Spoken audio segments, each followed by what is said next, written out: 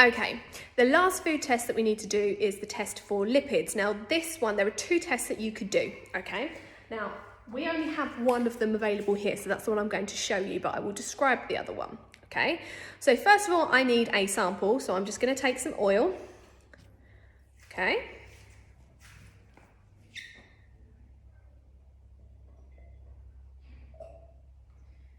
This doesn't like going into the tube, it's very thick.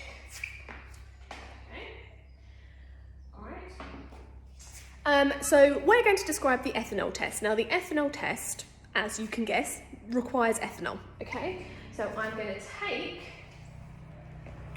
some ethanol, okay, and I am going to add it to my sample. Now this is only the first step, okay? There's two things you need to do. So I'm going to add ethanol to my sample, okay? And give it a bit of a shake, okay?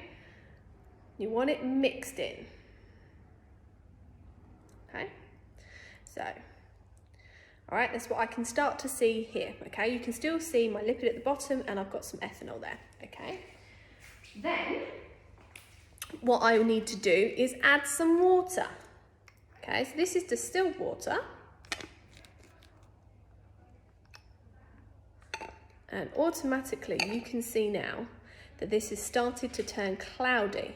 So that means that there was lipids in my solution, which obviously you would have guessed because I added oil to start with, okay?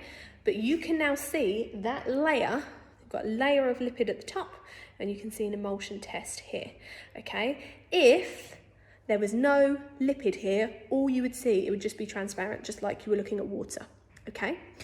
So this is what we call the emulsion test, okay? So the emulsion test for lipids.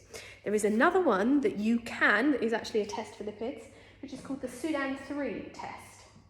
Now, all you do is you add the Sudan 3 chemical reagent, okay, to your lipids, and if lipids are present, then it will turn red. You will get a red layer on the top, okay, and that is the Sudan 3 test for lipids. That chemical isn't really widely sold, quite hard to come by, which is why we don't have it here to show for your test, but you can correctly describe that for the marks in your GCSE exam, okay? And those are your food tests.